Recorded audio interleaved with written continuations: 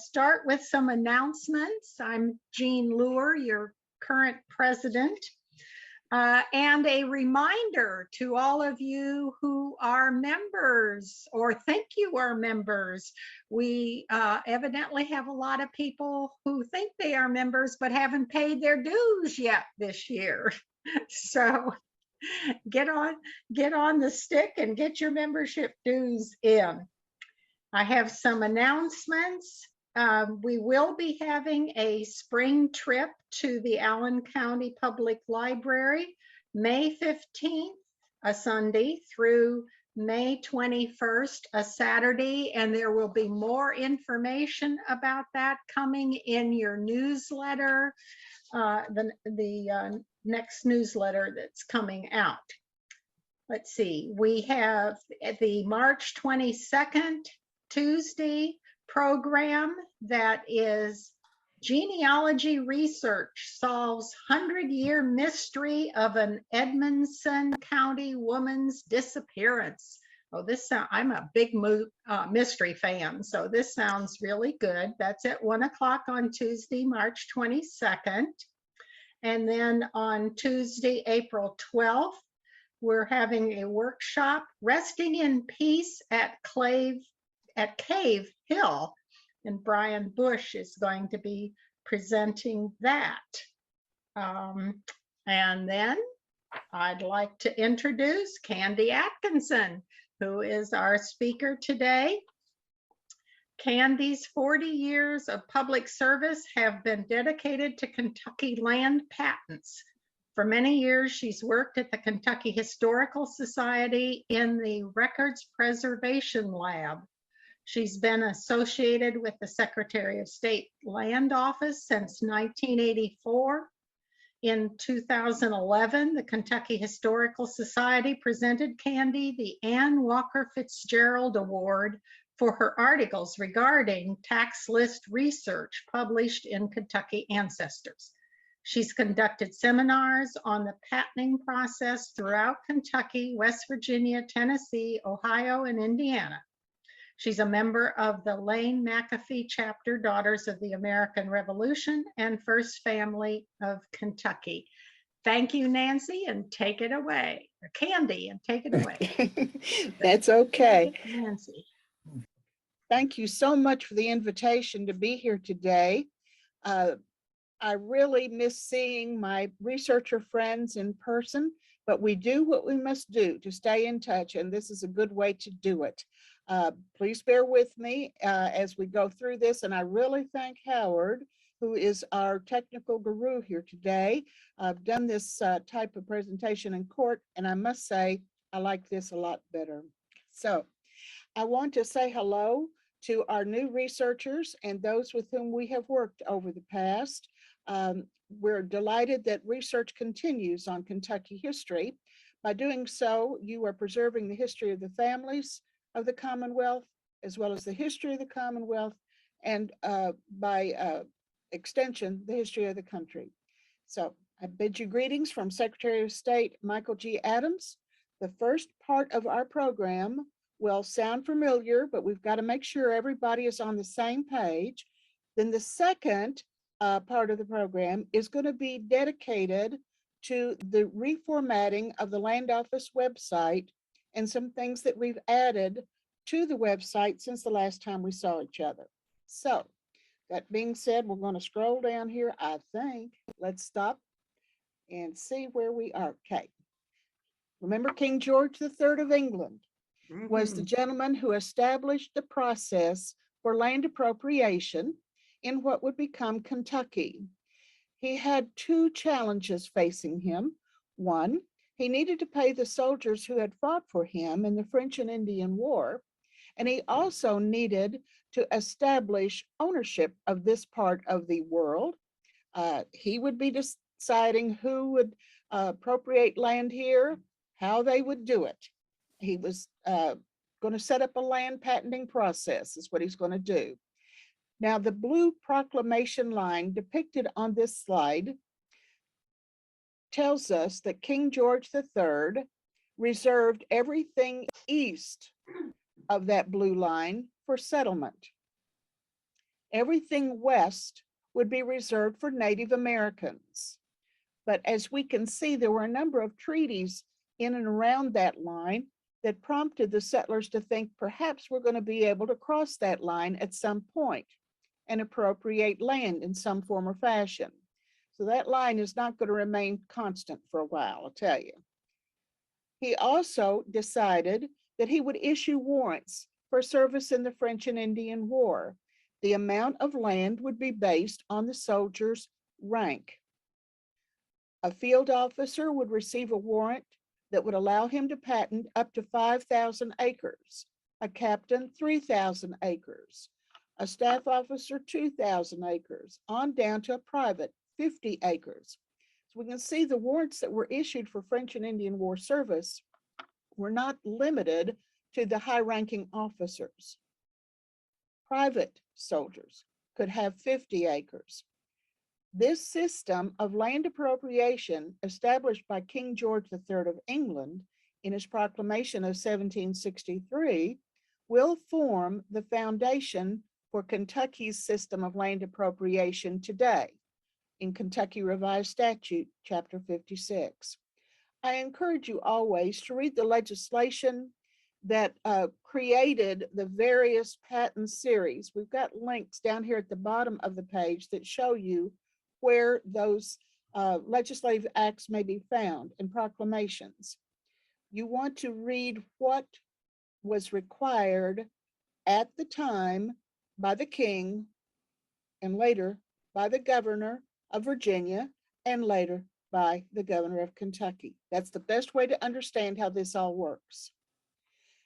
After the Revolutionary War, each colony was charged with paying soldiers who had fought in the Revolutionary War from their former colony and new state.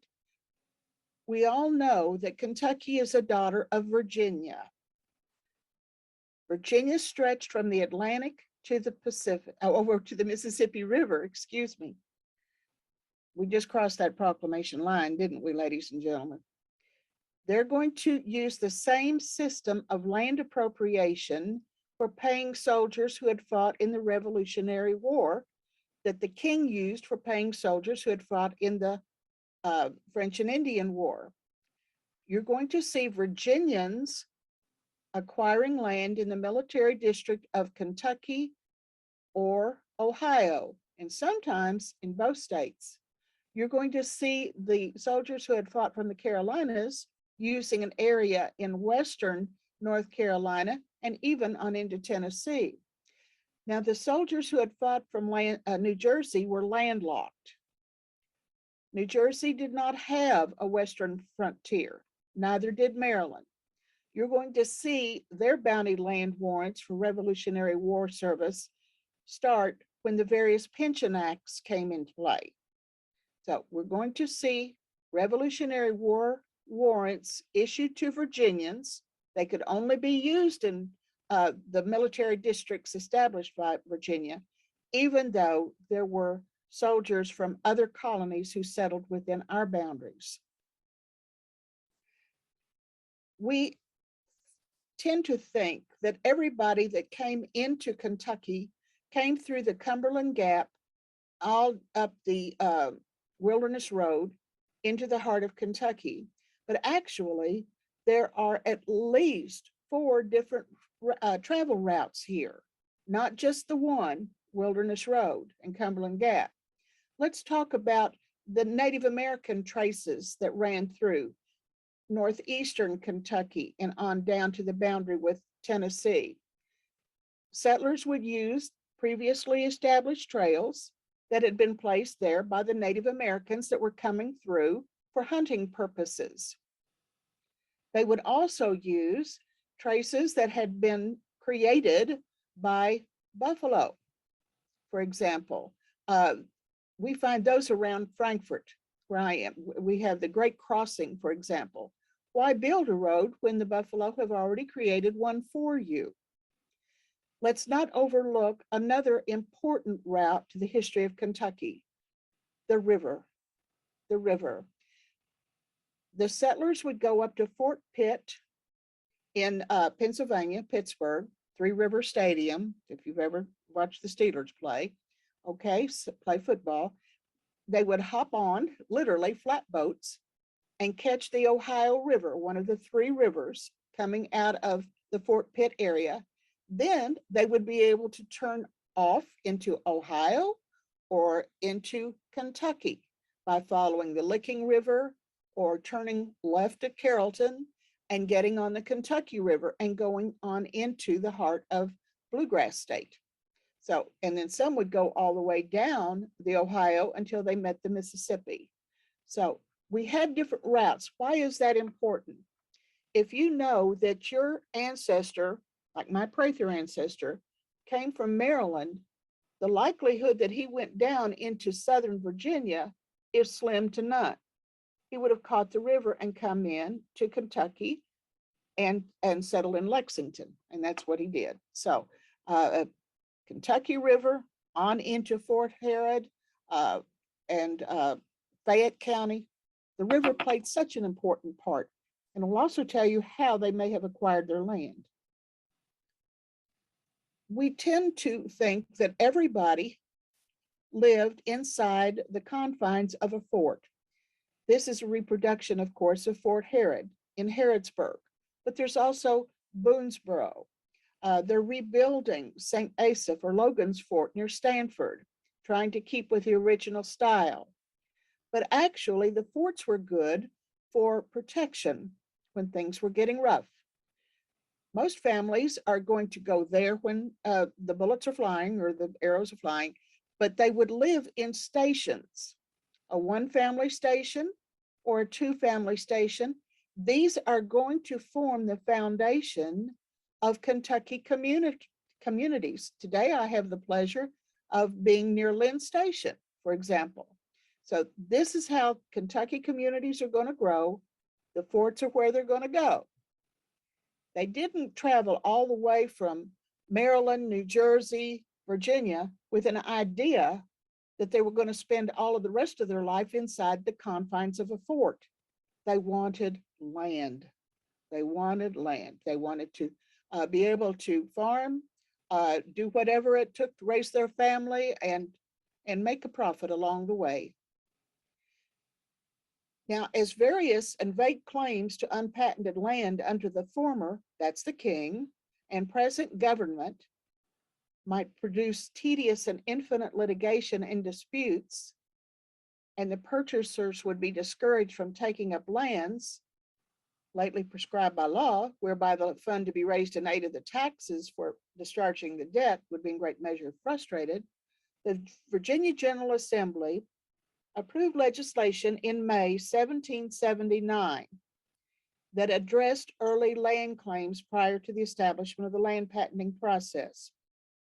In 1779, the Virginia General Assembly addressed the settlers who had come to Kentucky and they wanted to acquire land. How are they going to do this? This is going to pit the settlers against the surveying companies, against the government. We literally are going to adopt the same process that was developed by King George III of England to remind people he was in charge of land appropriation. When we did the same thing, we said, okay, the king appropriated land. Now the Commonwealth of Virginia is going to do the same thing.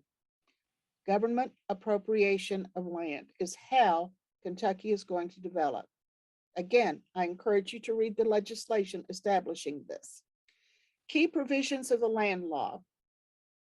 All surveys upon any of the western waters, and ladies and gentlemen, Kentucky was western waters, prior to January 1st, 1778, based on entries of the county surveyor, would be honored. There was a 400-acre limit. These warrants were those French and Indian war warrants. The settlers had fought for the king. Now, their French and Indian war warrants will be continued to be honored. Actually, they're going to fight against him later on, but the bottom line is we're not going to take away anybody's land payment for French and Indian war service. It will be honored. The warrants had to be issued to Virginia veterans or by the king or by Virginia governors. This next line is critical to something that comes up a lot. The Virginia land law that I have named A excluded land claims for service in companies or militia detachments. Yes, James Herod had a militia company in Harrodsburg. Yes, Daniel Boone had militia companies. A lot of our early ancestors that we see in First Families of Kentucky were with those early militia companies. Virginia said, we're not going to give you land for that type of service.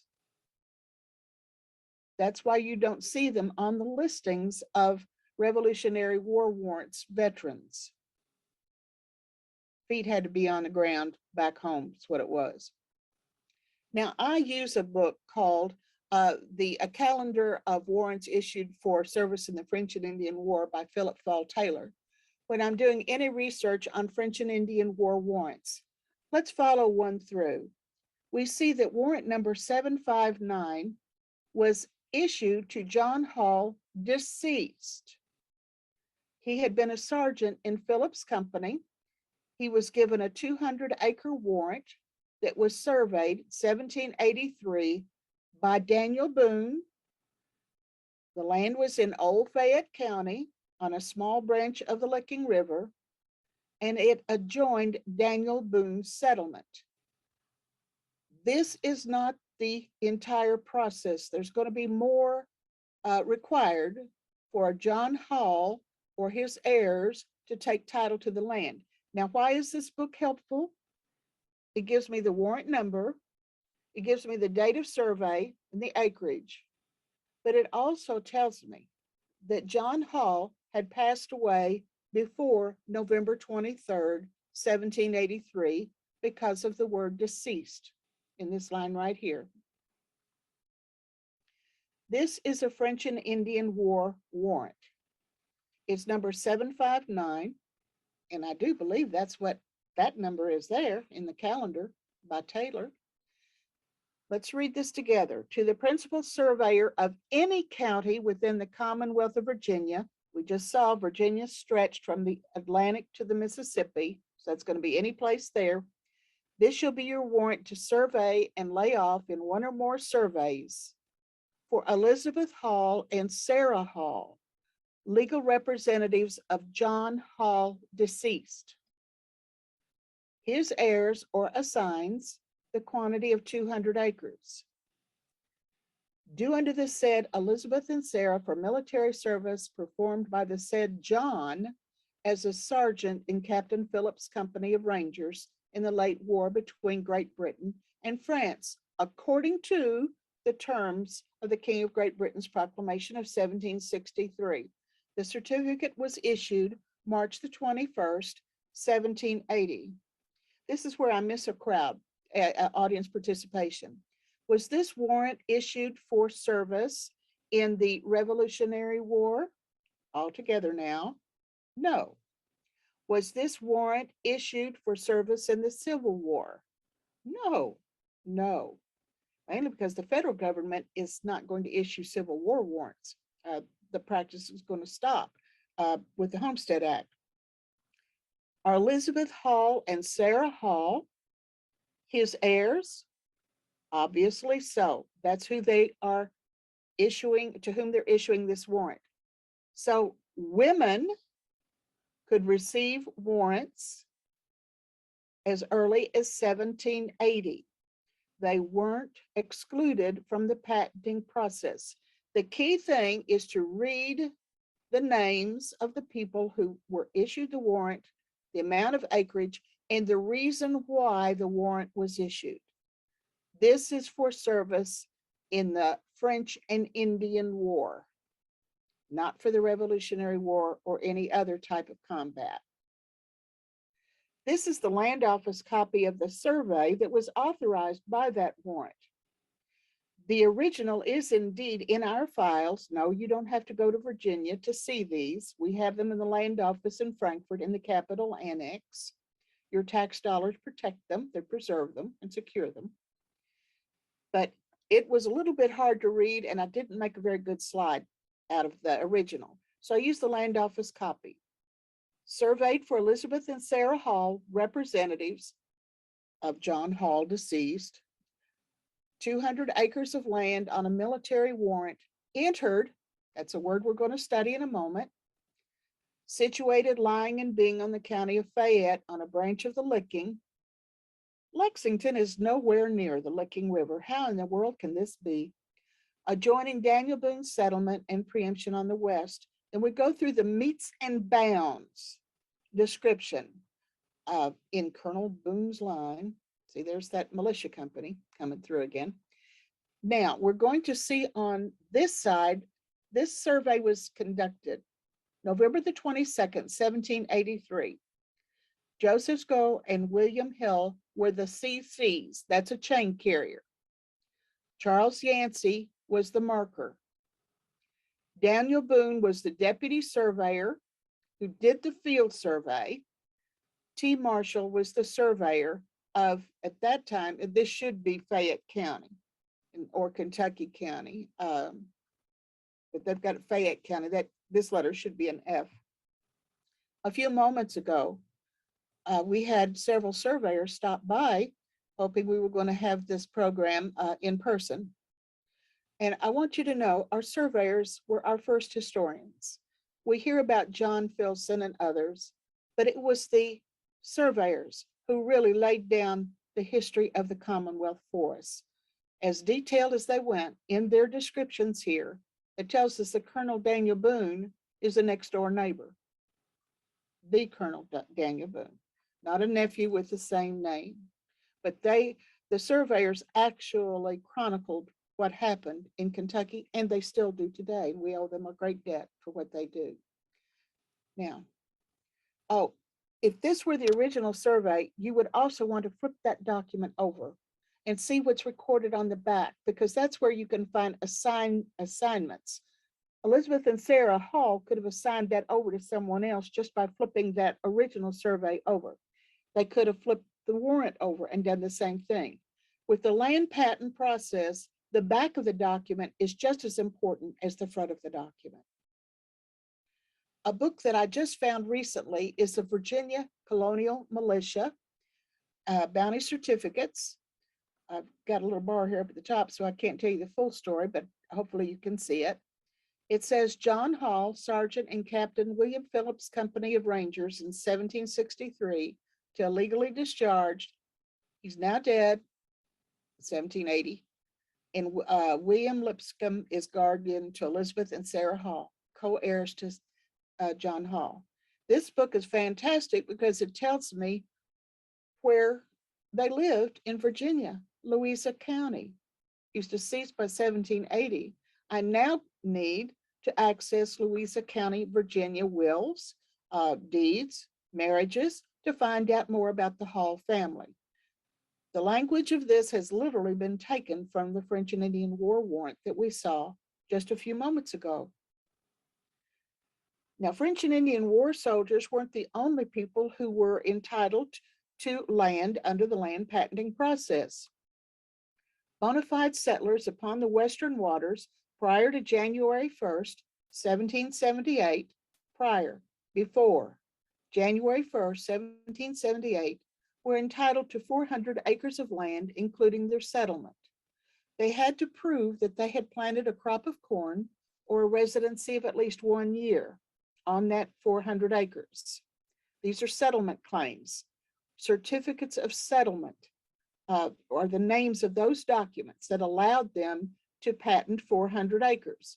But you know, they weren't content with just that 400 acres. They wanted more than that. Settlers could purchase a preemption warrant to patent an additional 1,000 acres adjoining their settlement claim. That 1,000 acres could be divided into 250, 250, 250, as long as it surrounded that 400 acre certificate of settlement. A preemption warrant could not overlap or take priority over another person's certificate of settlement. The certificate of settlement was the ace in the deck. Okay, so we've got 1,400 acres here under corn and cabin claims, as Dr. Clark used to call them. I have not found any mention of another crop other than corn in the doomsday books, the commissioner's records, the surveys. Everything points to corn, or in the legislation, actually. So, that's what we go by in the land office, is what does the legislative act and the other record say. Persons who settled upon the western waters after January 1st, 1778, were entitled to a 400-acre preemption warrant claim, which included their settlement. See how those dates decide whether you get 400 acres or 1,400 acres. Prior to January 1, 1778, 400-acre settlement claim plus 1,000-acre preemption.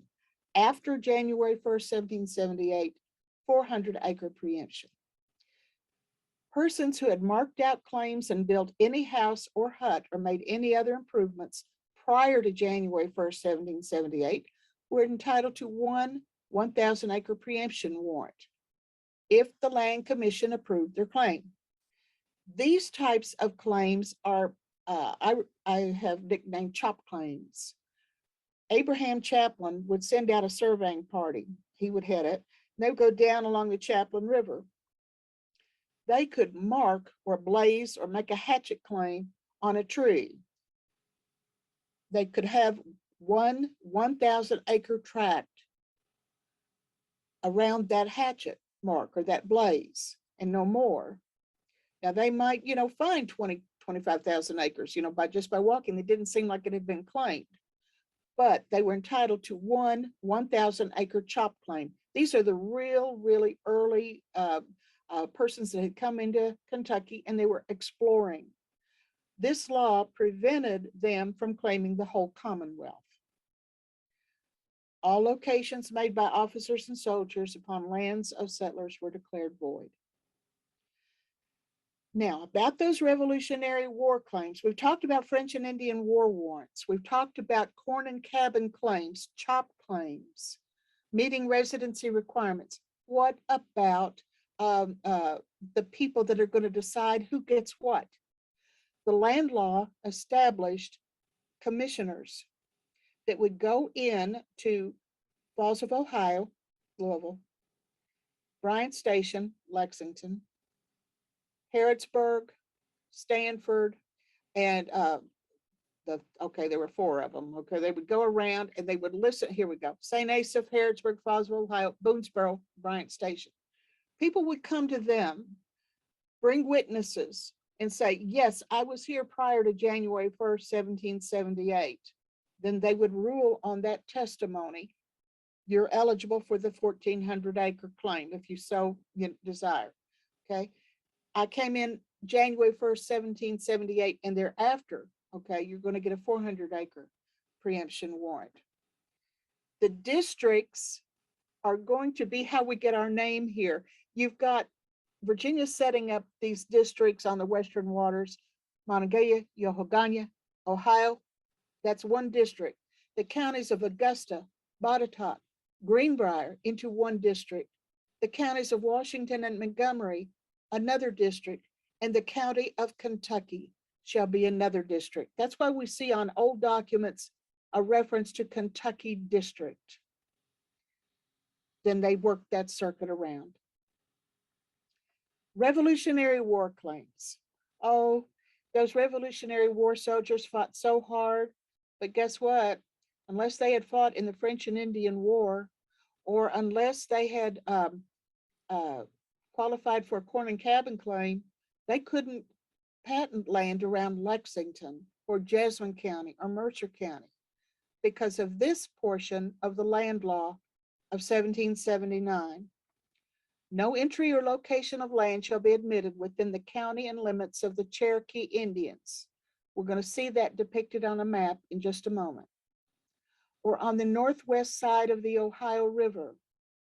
That's going to be Ohio, the state. Or on the lands reserved by act of the General Assembly for any particular nation or tribe of Indians.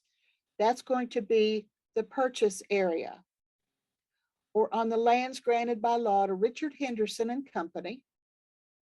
He's going to be the only surveyor, the only surveying company, Transylvania, that will be entitled to a special recognition by the General Assembly for land inside Kentucky. George Rogers Clark's claim is going to be in Indiana. Henderson's grant of 200,000 acres will be in Henderson, Kentucky, Henderson County area. That land will be divided up into lots. He can sell those lots and recoup his expenses that he had when he was doing surveying here. He could put his family there. He could pay his surveyors that worked with him. It's 200,000 acres for Richard Henderson as compensation for his work in surveying early Kentucky. Or in that tract of country reserved by resolution of the General Assembly for the benefit of the troops serving in the present war. The present war being the Revolutionary War. The military district for Virginia, located in Kentucky District or Kentucky County, was bounded by the Green River and a southeast course from the head thereof to the Cumberland Mountains, with the said mountains to the Carolina line, that's Tennessee, with the Carolina line to the Cherokee or Tennessee River, with the said river to the Ohio River, and with the Ohio to the said Green River. The military district for Virginia veterans, their heirs or assigns, was located south of the Green River.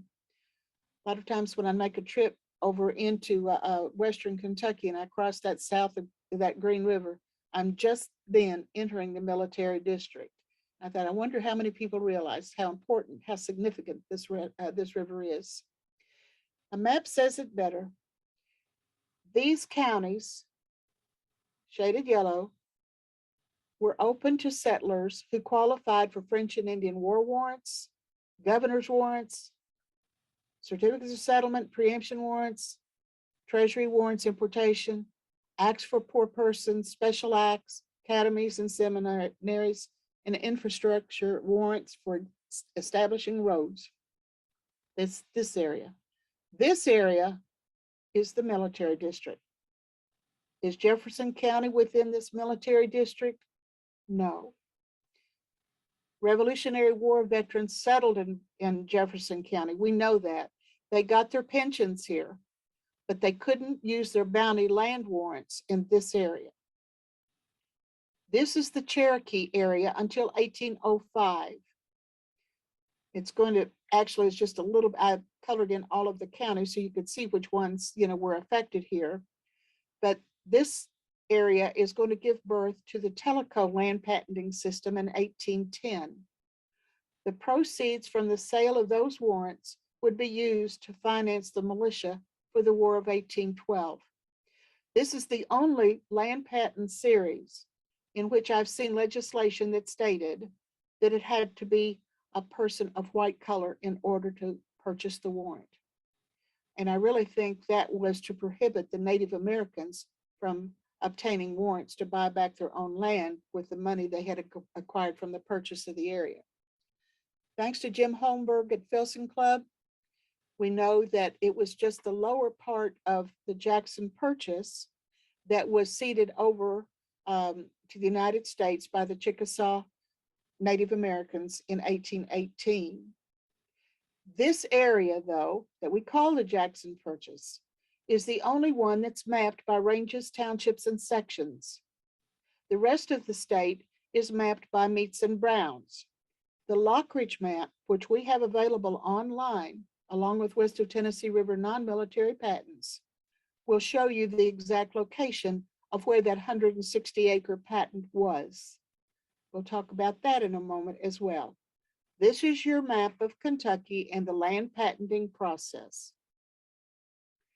Also, our research has indicated that the following soldiers and sailors were issued bounty land warrants in various denominations. A sailor or soldier received 100 acres for service. A major, 4,000 to 5,333. Brigadier General, this was General George Rogers Clark.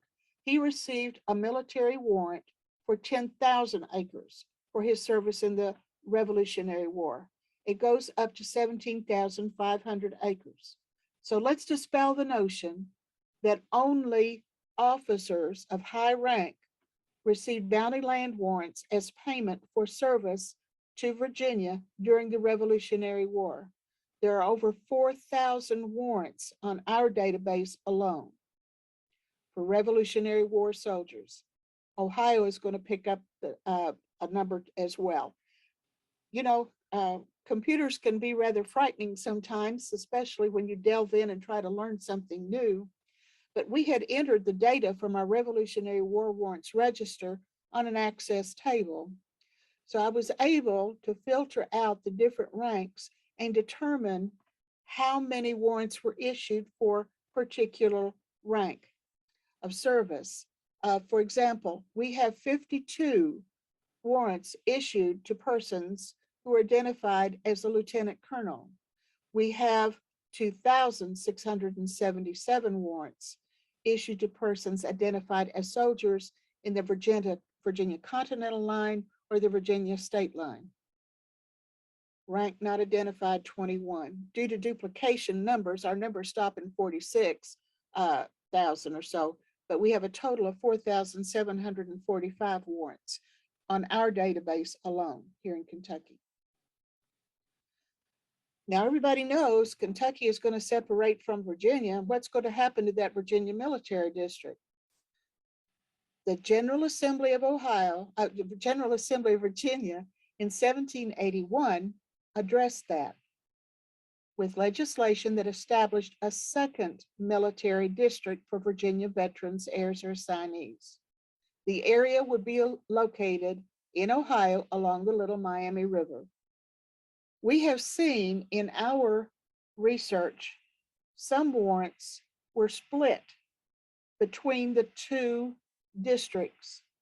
If it was a 3,000 acre warrant, you might find 1,000 acres of it was used in the area known as south of Green River. 2,000 acres may have been used in Ohio. It can be rather confusing, but if you don't finish up a warrant in Kentucky, you want to check this resource here to see if that warrant was used in Ohio. And here's your district, Virginia Military District, right here. Remember how we talked about the river, how people were coming through by river? So you're going to have Revolutionary War soldiers potentially selling their warrants instead of traveling all the way around to the South Green River area.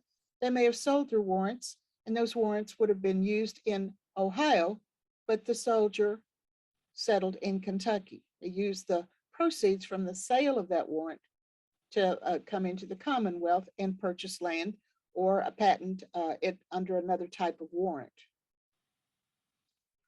And that brings us to the last type of warrant that we're going to be talking about for early Virginia and old Kentucky. Suppose somebody was a speculator or someone who did not want to travel to this Western country. They had money to buy a warrant. They didn't serve in the military, or if they did, that warrant had already been issued to someone else or assigned to somebody else rather.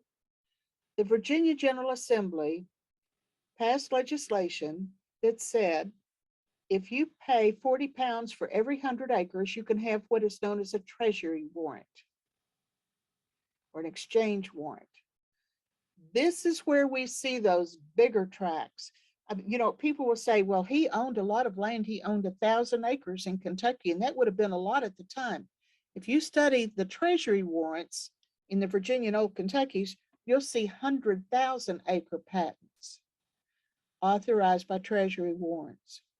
Sometimes you see that Treasury warrant wasn't spent either. That's another possibility.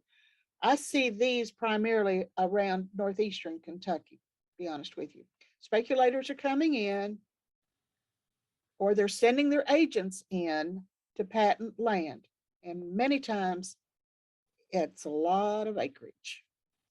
Now let's remember county formation, when we're studying Kentucky history, we've got to be aware of the fact that Kentucky counties were not always as they are today.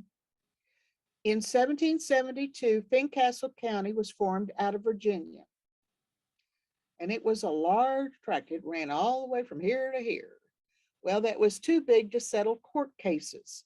You couldn't go back to lead mines in order to testify in court or try a case in court. So General George Rogers Clark and Captain Jones petitioned the Virginia General Assembly for a breakup of Fincastle County. 1776, Kentucky County, Virginia was formed. We're starting to see the shape. Please remember, and these were those districts we talked about with the commissioners a few minutes ago. This Montgomery County is not the same Montgomery County that we have within our borders. County seat Mount Sterling. This Montgomery County is going to become part of West Virginia. Washington County is not the same Washington County within our borders, county seat Springfield. So when you see an older patent and you start seeing Washington County, Virginia, or Montgomery County, Virginia, that is going to refer to these two, not the ones within our borders. Now, the big three, I like to call them, Fayette County, county seat Lexington, Jefferson County, county seat Louisville, Lincoln County, county seat Harrodsburg. They all come together in one place right here. Ladies and gentlemen, that's Frankfort. When you're standing at the History Center or at the farmer's market, you're seeing, oh, you're in Old Fayette County. Good grief, you're not in Lexington. How did that happen? County formations. There's a little railroad bridge, or a little bridge that crosses here and Benson Creek. At Benson Creek, you look to the right, that's Old Jefferson County. You look to the left, that's Old Lincoln County. There's a nice walking trail down there, and I believe there's still a sign there that shows you where Benson Creek flows into the Kentucky River. And that is the place where all three of the original counties come together. Now, let's talk about the patenting process established by King George III that's still in play today. The first step is the warrant. You have to have some type of warrant to authorize step 2. The warrant may be issued for military service, for settlement.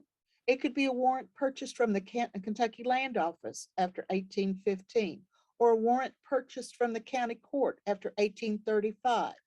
Warrants did not convey title to one speck of property in Kentucky. They just simply authorized step 2. Warrants could be assigned. They could be used in whole or in part. They do not convey title. Step 2, the entry. I'm reserving the land for surveying. I'm calling dibs on a piece of property. Here's my warrant or warrants that justify the filing of this entry with you, with the county surveyor. An entry will include the date of the filing, the name of the applicant, the type of warrant being used, the warrant numbers, and the location of the land. An entry may be withdrawn or amended. You want to check the marginal notations. Entries do not convey title. This is when we usually talk about calling dibs on that last piece of chocolate pie in the refrigerator. You're just claiming it. It doesn't mean that you're going to get to eat it, because somebody else might come in and say, I had an earlier dibs on it.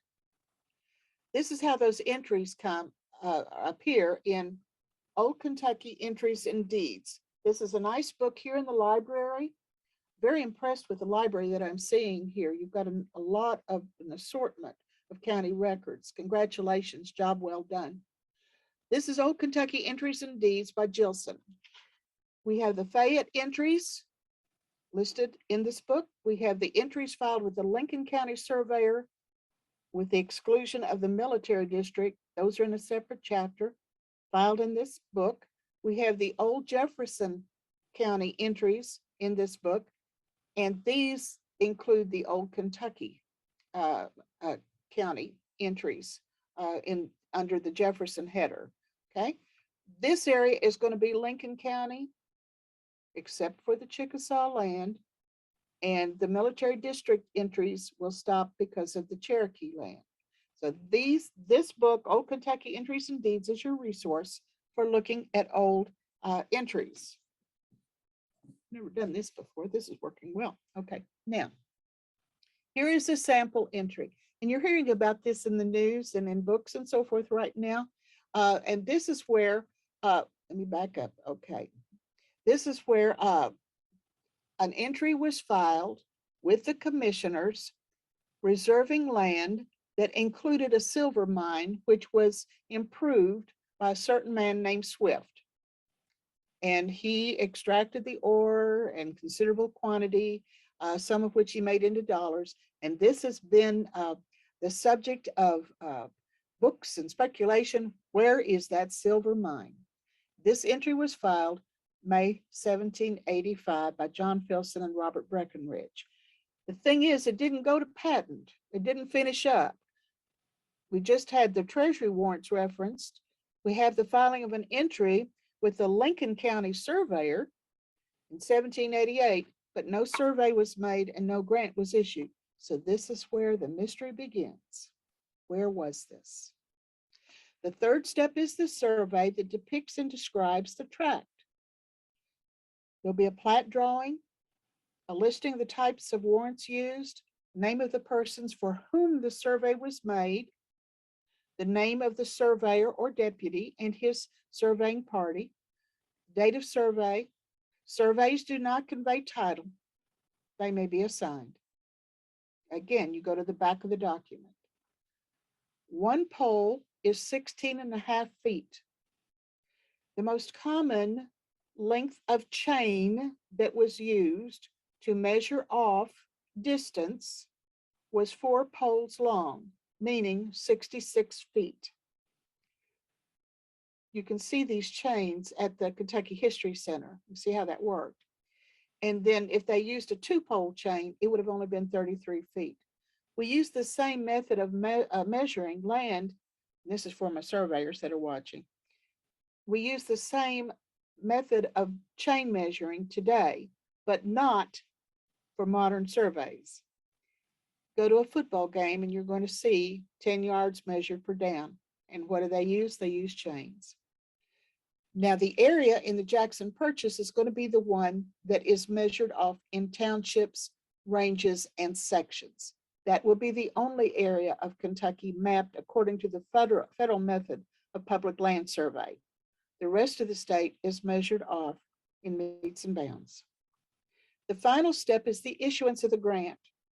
This is when we take title.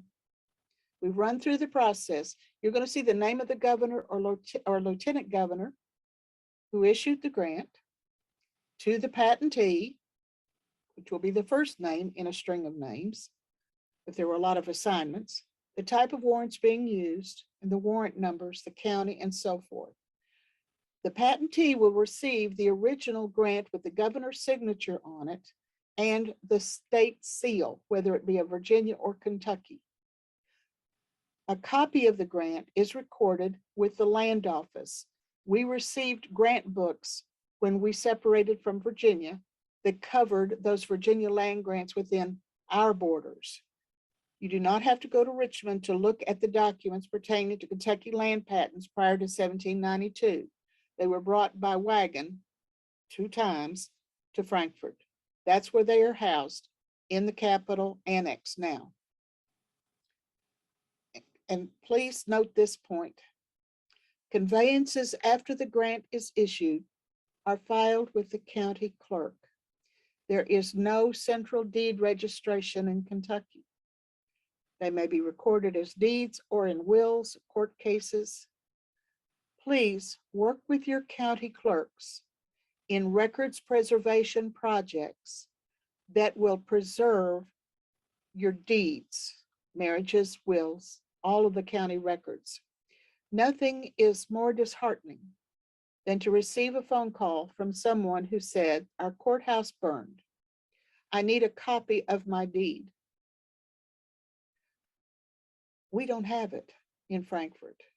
If that record had not been preserved on microfilm, it's gone. So bottom line is, please encourage your county clerk to preserve the precious records that have been entrusted to him or to her and support those preservation projects, please. Let's go through the steps. This is what a land grant looks like. Thomas Jefferson, he's going to issue land grants, sign land grants for land within Kentucky, not when he was president of the United States, but when he was governor of Virginia. All land grants within Kentucky's borders were issued by governors, not presidents. We are not part of the federal public domain, ladies and gentlemen. We're our state land state. We have our own land office. At one time, it was a constitutional office. Now, here are the steps that you're going to dance around the kitchen saying tonight. Here we go. Warrant, entry, survey, grant equals a patent.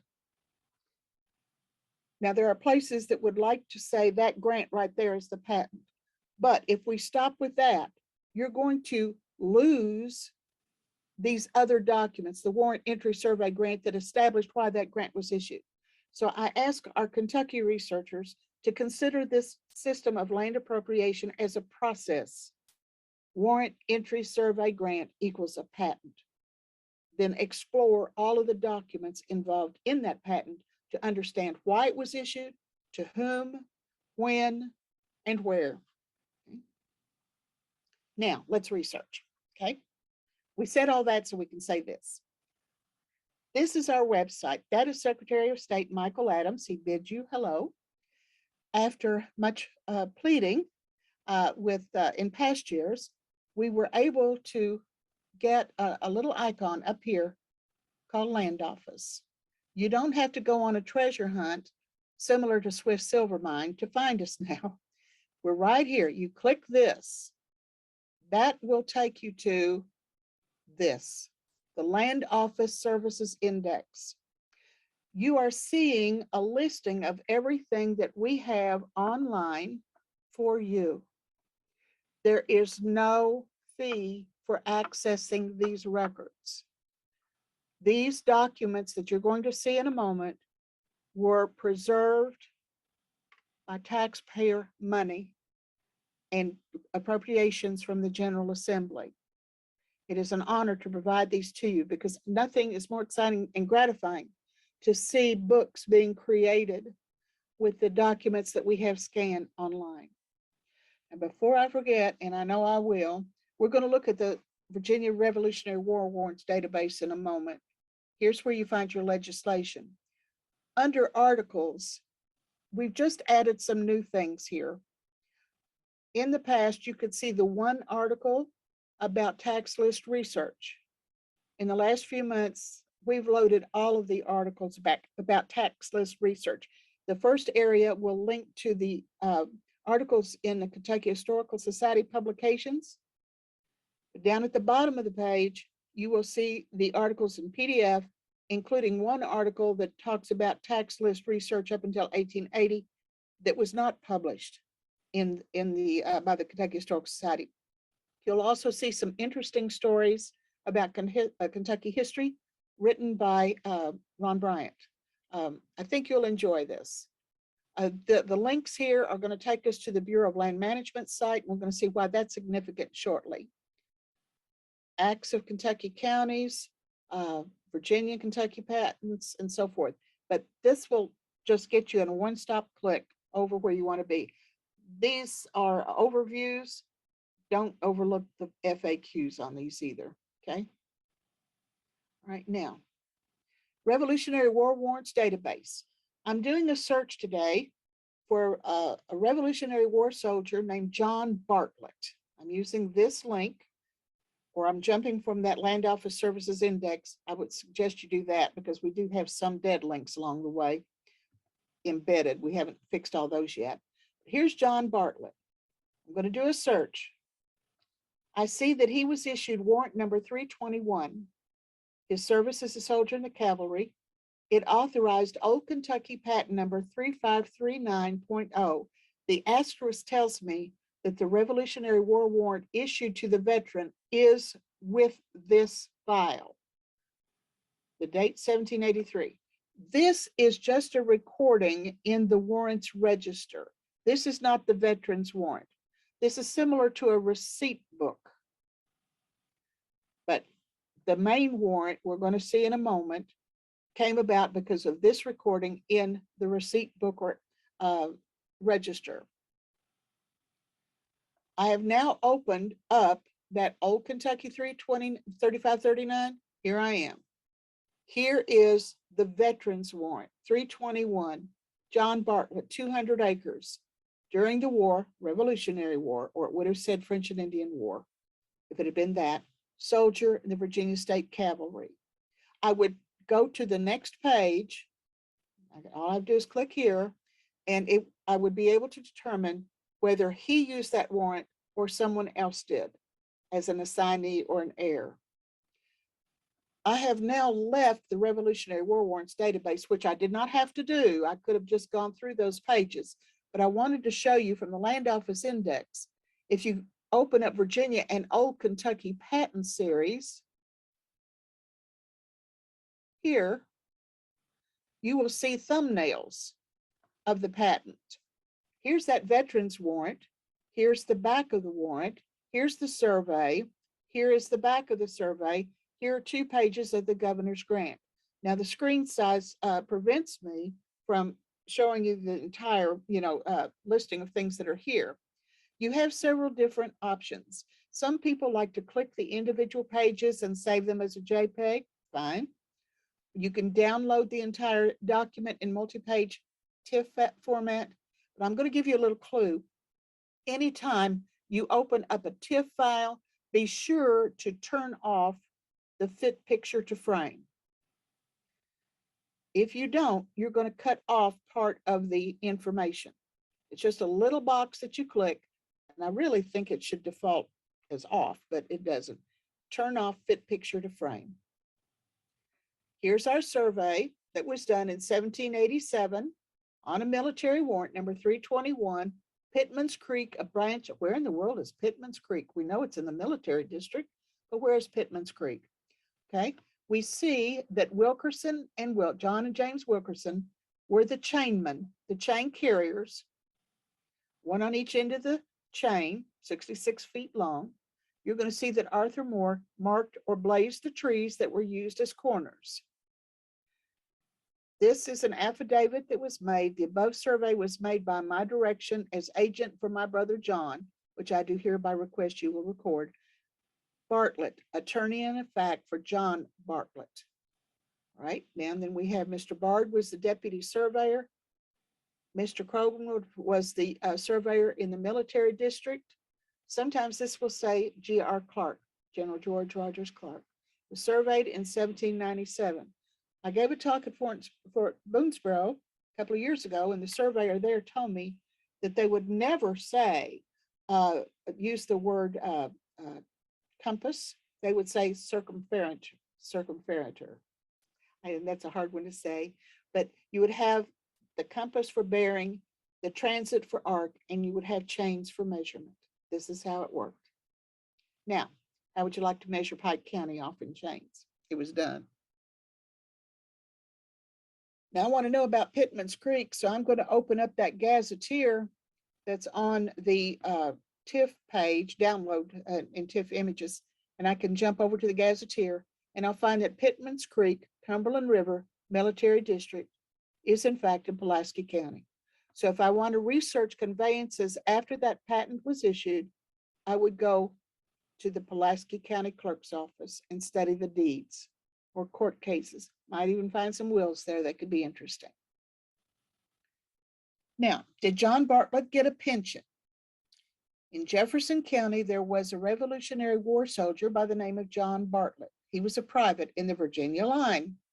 Okay, he has applied for pension at the age 84. Look at all of these pensioners here. They could apply for pensions and receive them and cash their checks in Jefferson County. They just couldn't use bounty land warrants.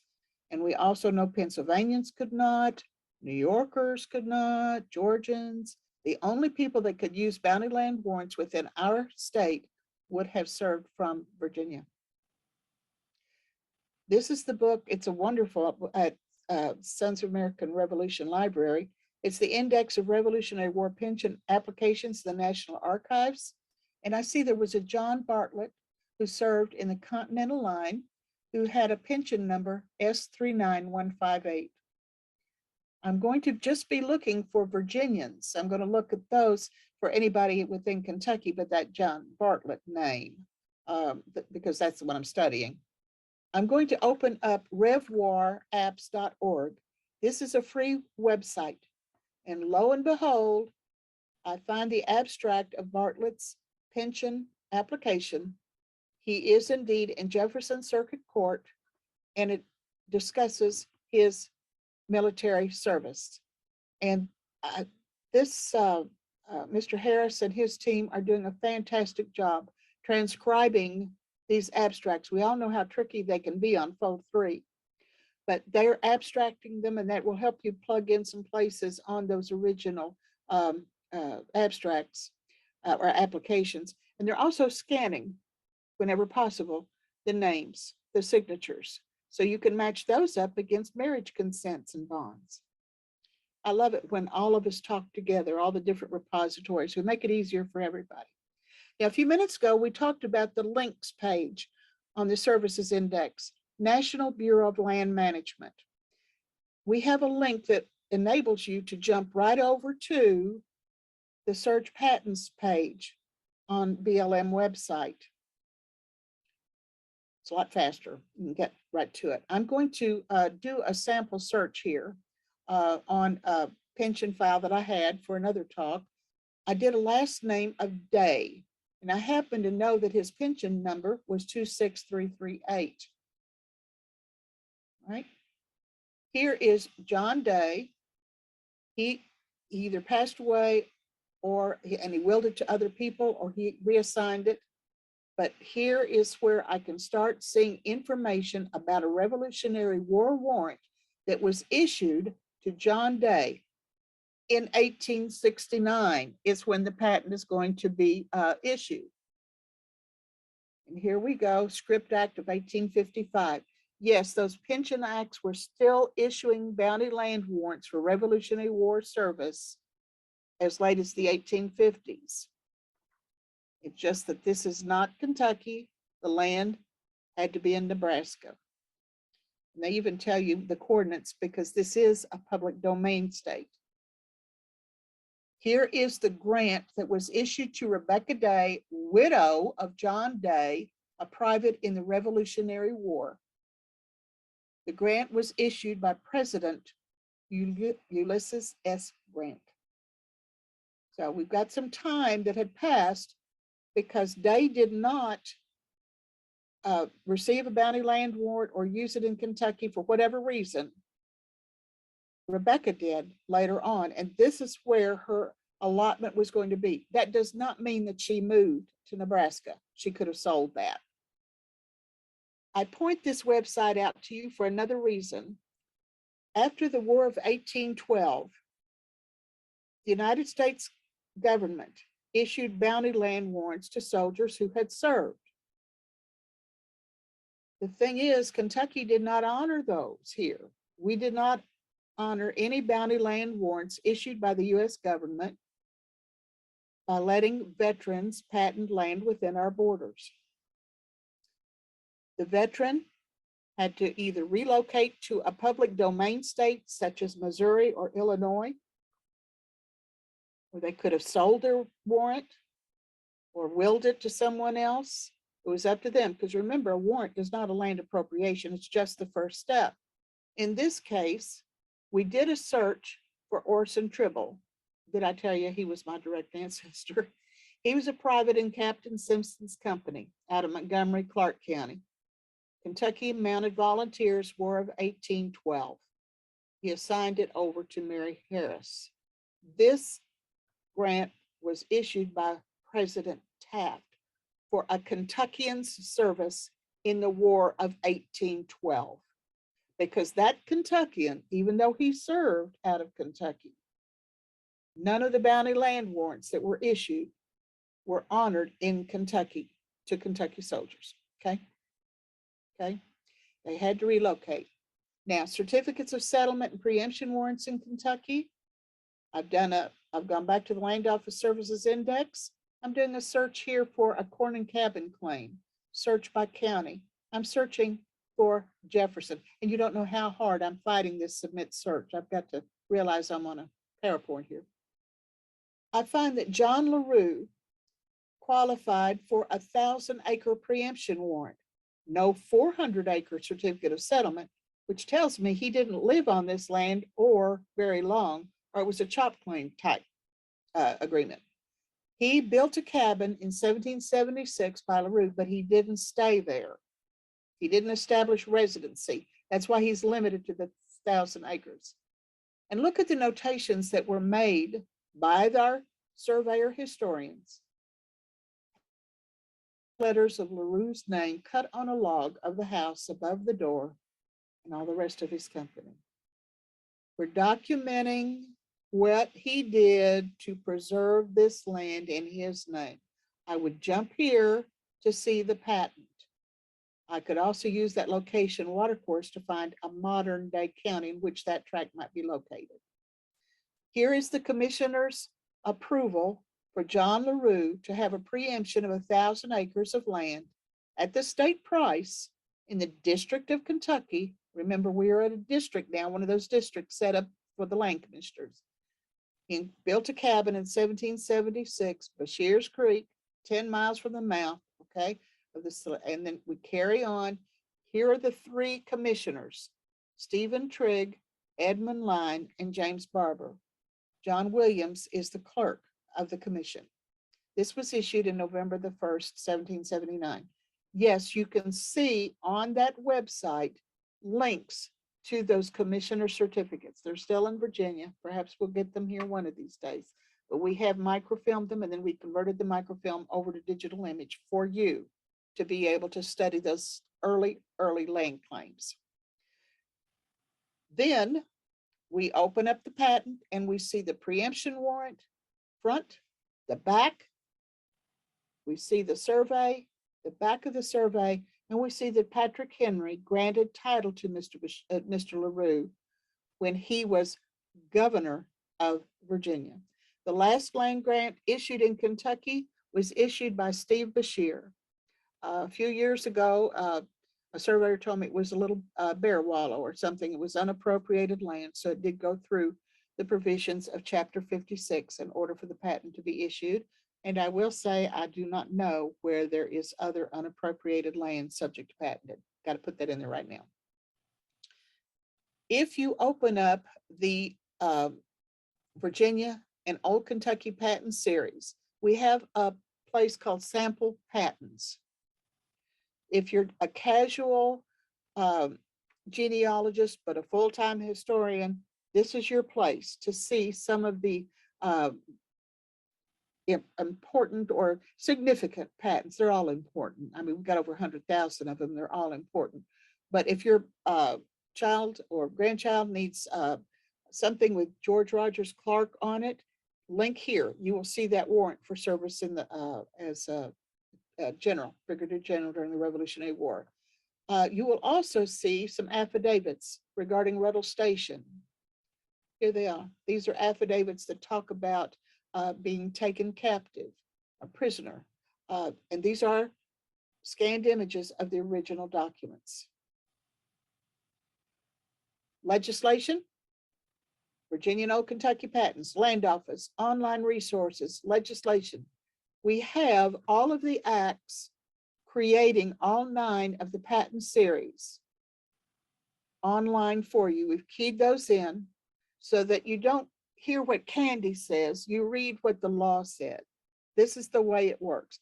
These are the acts that we've gotten keyed in that pertain to Virginia and Old Kentucky patents. There are more that need to be added, but this is a start. You'll see that some of the patents were authorized by the Poor Persons Act of 1781. I have seen some mighty big names qualifying for Poor Persons Act patents. This will tell you to whom they were to be issued and when. Tax list, identify land patent history and family information. One of the greatest projects undertaken, in my mind, in recent history was by one of your members, Betty Darnell, when she indexed the tax list of Bullitt County. This was not an easy thing to do, but she put those in book format for you to see the important information that's embedded within the tax lists. From the date that the county was formed, or from 1795 to the mid 1830s, the tax lists are going to provide the information regarding the original patentees.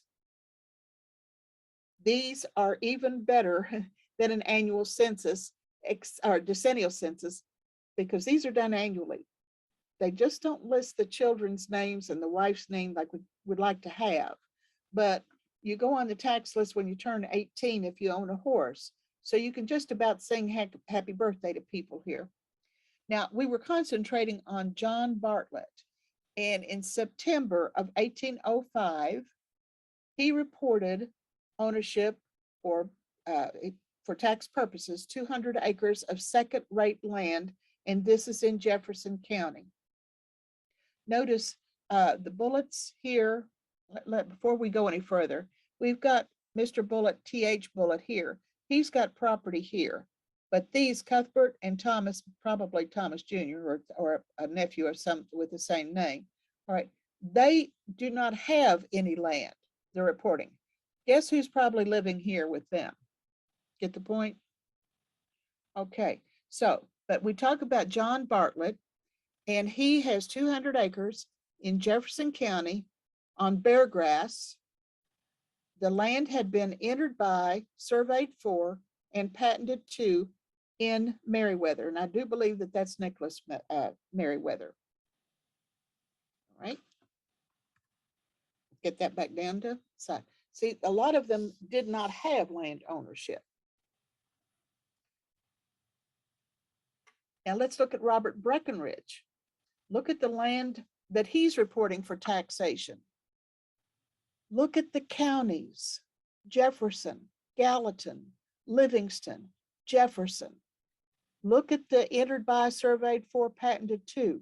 You paid taxes on properties that you owned throughout Kentucky from your county of residence. We see he's residing in Jefferson County, but he has properties all over the state.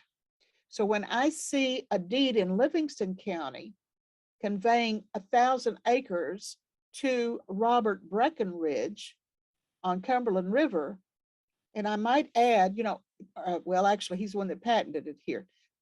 Is that the same one that was in Jefferson County? You go to the tax list and see, does he ultimately pay taxes on land outside of his home county? The answer is yes. You pay taxes on lands that you owned wherever it was. And even if you lived out of state, you had to report to a county within Kentucky. We see a reporting to Franklin County a lot. Any land ownership that you have. If you didn't, you were subject to a tax sale and you could lose that property.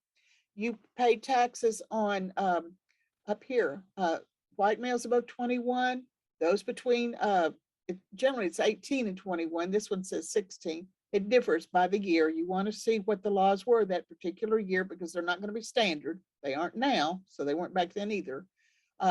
Total number of blacks, horses, and if you owned a billiard table, you had to report that on taxes.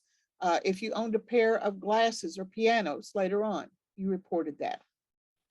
Tax lists are available on microfilm at the History Center.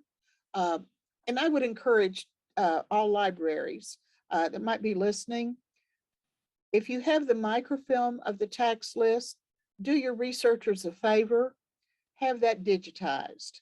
Contact libraries and archives or an independent business that will change that over to digital format. Sometimes it's easier to read on a computer screen than on a microfilm reader that may or may not be working that day. Okay. County tax list from 1795 to the mid-30s provide information about patents. They will go up into the mid-1880s. Study the laws to determine your tax laws. Women, free blacks are on the tax list. and they may include multiple districts. You'll get used to the writing of the tax man who's writing the lists and the names and so forth. Any reference to a company refers to the captain of the company receiving the tax payment. It does not imply military service. The taxpayers had to go to a militia company to pay their taxes for a while. In fact, the General Assembly said you do not have to participate in muster.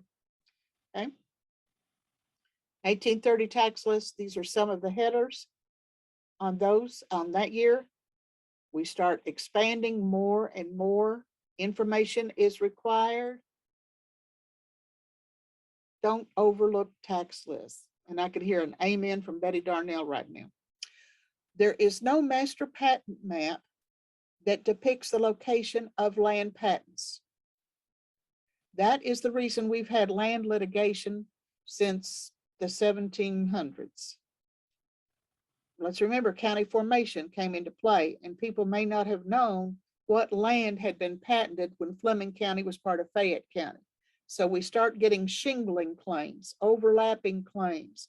That's not unusual. A court would have to decide who has the right to that patent, to that land, a senior patent or a junior patent, particularly interested in mineral rights. It is possible to construct a map. I'm having people send me copies of the maps they made several years ago. Mr. Anselmo sent us a patent map of Lebanon, of Marion County. He had researched the patents in order to place those on a map. We do not have patent maps for Kentucky counties in our repository, nor can we certify them as official. But if you do some land plotting, make sure your local library or your historical society will have a copy of it. That's a very generous thing to do. You want to visit the site, walk the land, find a cemetery, and enjoy the view. It can be done. This is a map of the Jefferson County, and there's a couple of those patents that were made for Robert Breckinridge. Nicholas Merriweather's were quite small, and I couldn't locate them very quickly on the Jefferson County patent map while I was preparing this program, but I'm sure they're on there. These are pretty good sized tracts here, and like a 2,000 acre tract. But these, you're going to see overlaps on these patent maps. That's part of it. There are 9 different series. The Virginia series are in Frankfort. Old Kentucky series pick up 1792 forward. South of Green River series, that's 1795 later. We opened up the military district to settlement. Tellico series is that former area occupied by the Cherokee. Kentucky Land Warrant series, 1815 forward. South of Walker's Line is land in Tennessee, patented by Kentucky, but they did agree to honor those. Western Tennessee River military, non-military, and the county court orders. These are online at this time.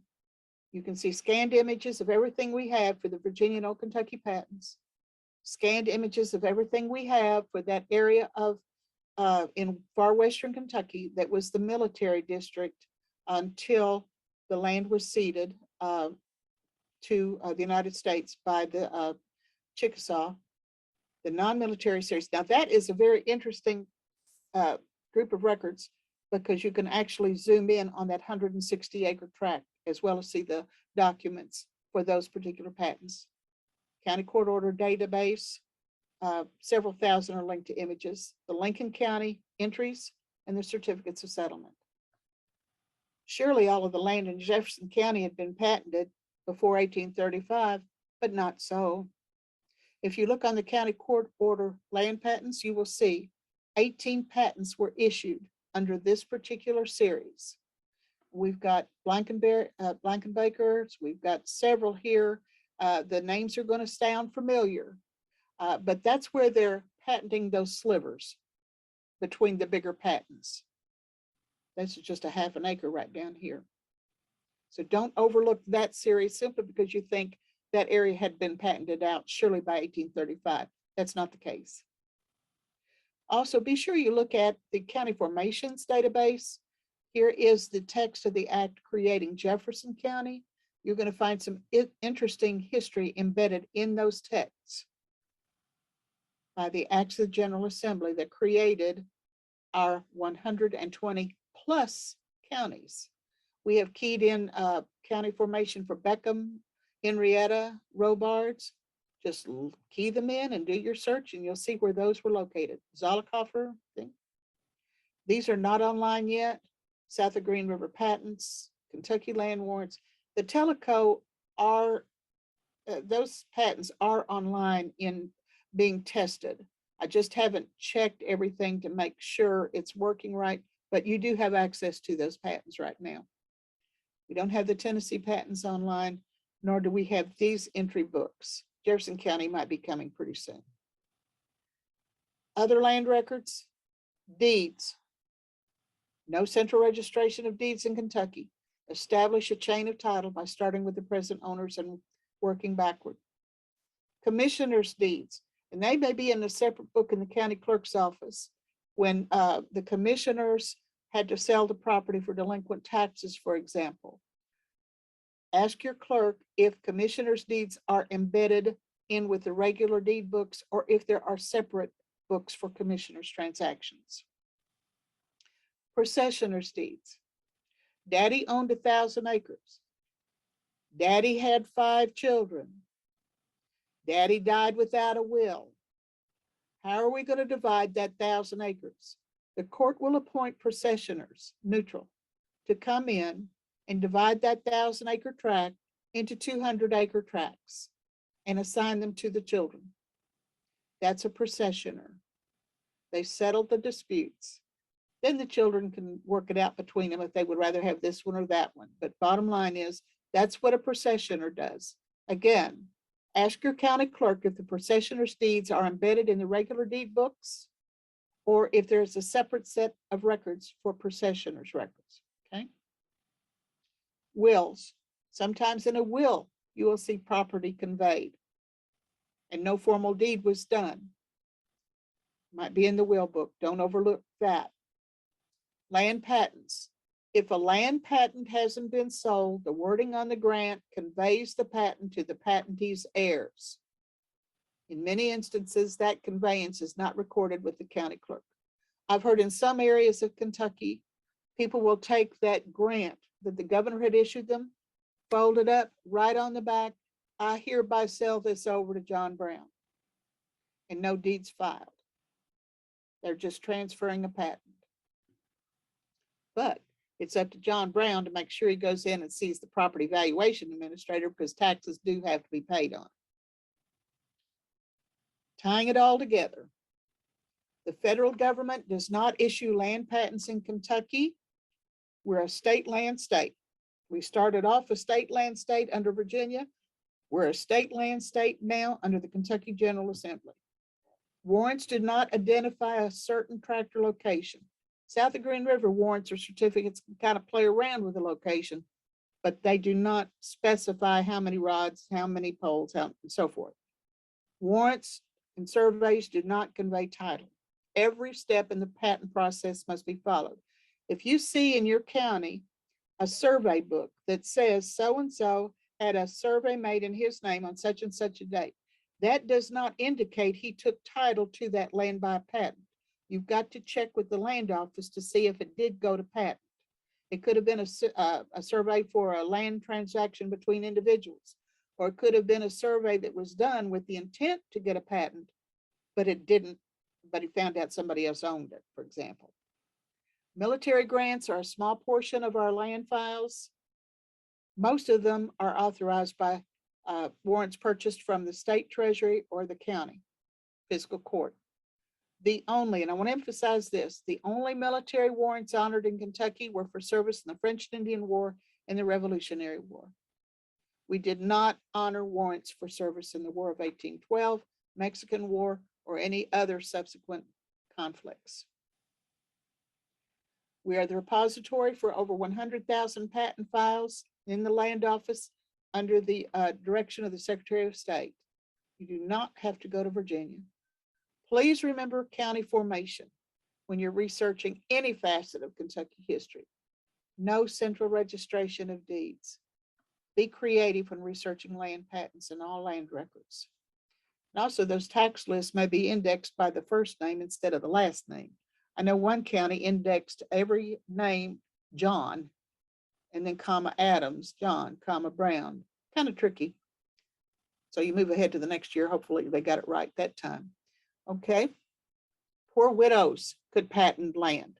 Under an act in 1820, they could patent up to 120 acres if they could prove that their husband was deceased or that they were the head of the house. Women were on the tax list as well. African Americans patented land in Kentucky prior to the Civil War. Land office holdings are limited to land patents only. Not all of our series are online. Kentucky Department for Libraries and Archives is the state repository for county records such as wills and deeds. Books and publications. Okay, we talked about the Old Kentucky Entries and Deeds book by Gilson. How it's a great resource for seeing entries filed in Fayette, Lincoln, and Jefferson. The other two set, well, actually at one time it was one book, now mostly two. Kentucky Land Grants by Willard Rouse Gilson will identify the patentees in all the 9 series. So if you have that in your library, as they do here, great, good. At one time, these books were out of print, and I had people calling, wanting to know how they could buy these books. And I said, well, let me contact the publisher and see if they'll do another run. And they were not willing to do so. In fact, they told me keep a list of customers who might be interested in buying the books. I got a call from a genealogist on the Pacific Coast. And she said, where do I get those Gilson's books? And I said, ma'am, with all due respect, they're out of print and it doesn't look like they're going to be printed again. She said, don't you need them? And I said, yes, I do, because we hadn't computerized anything yet. And I said, they're involved in land disputes, mineral rights, and so forth. We need the books here. She said, give me the phone number for that publisher. It wasn't an hour before I got a phone call from that publisher and said, Miss Adkinson, we asked you to keep a list of people interested in these books. And I said, yes, please give that to us because we've decided we're going to do a run of those.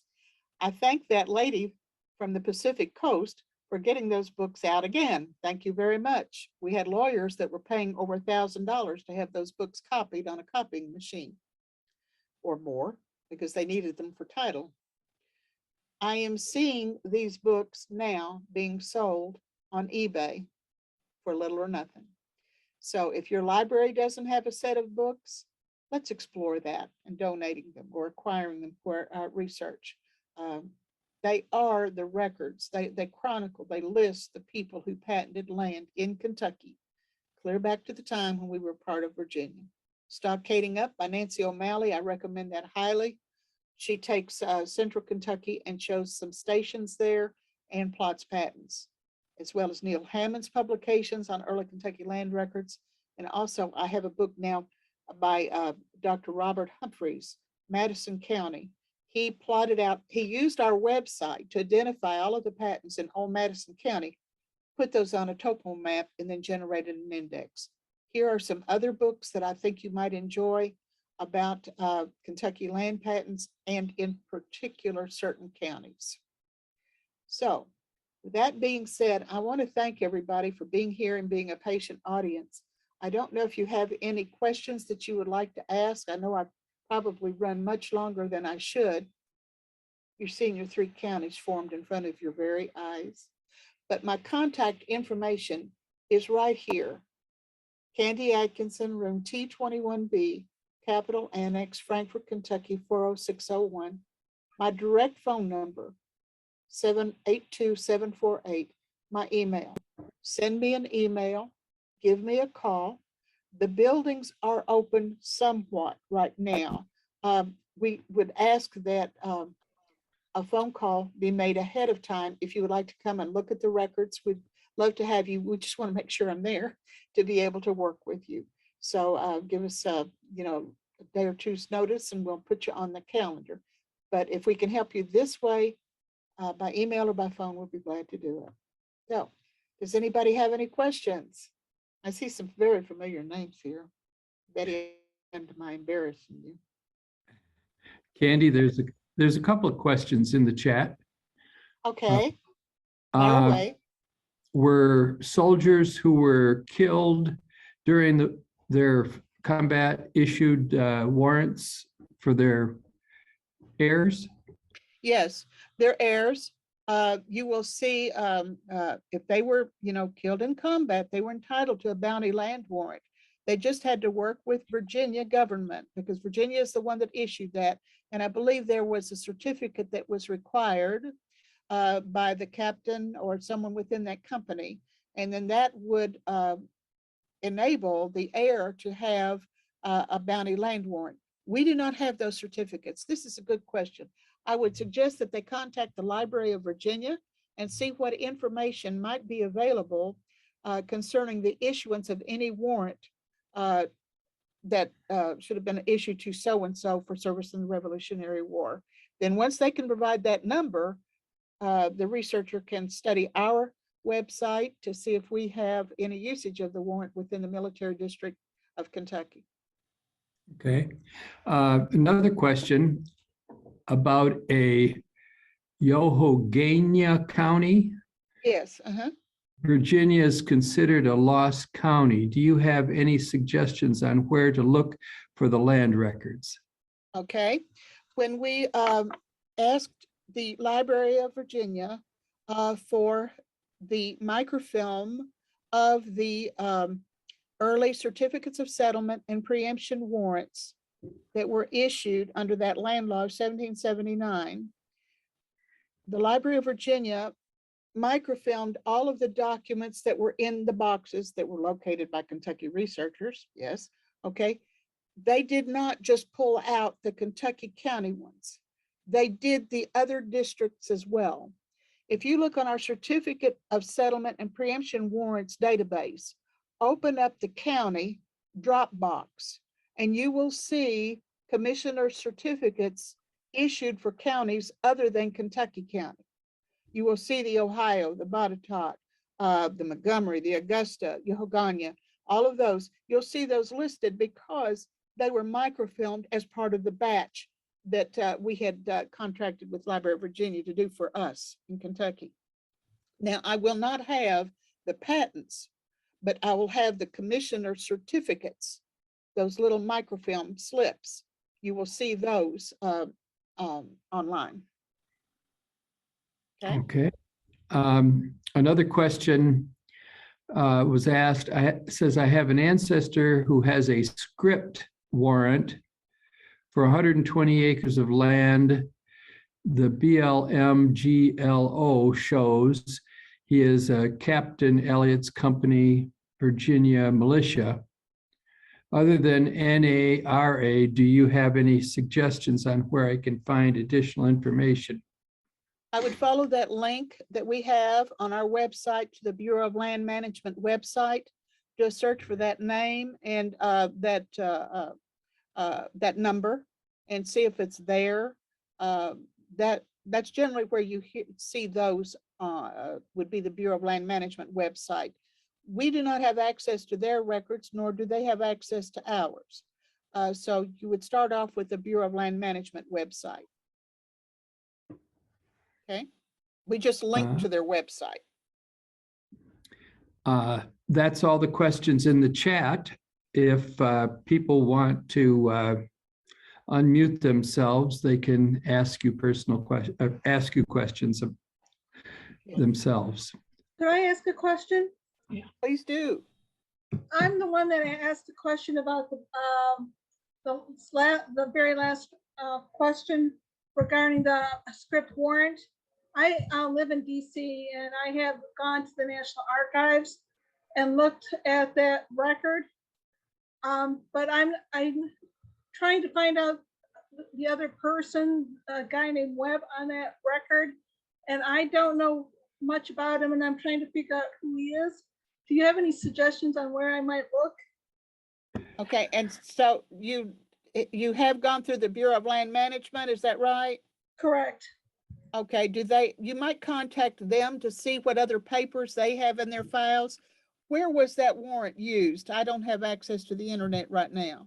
Missouri, Miller County, Missouri. Okay, couple of things for you. Do you know whether he came through Kentucky on his way to Missouri? I don't know. I have a brick wall for that family line. The only thing I do know is that on his children's censuses, they indicate they're from Virginia. So that I suspect it's coming through Kentucky, probably to Missouri. Okay, there is a wonderful set of books done by Mr. Sprague, Sprague. He wrote about, he indexed Kentuckians to Missouri, Kentuckians to Ohio, Kentuckians to Illinois.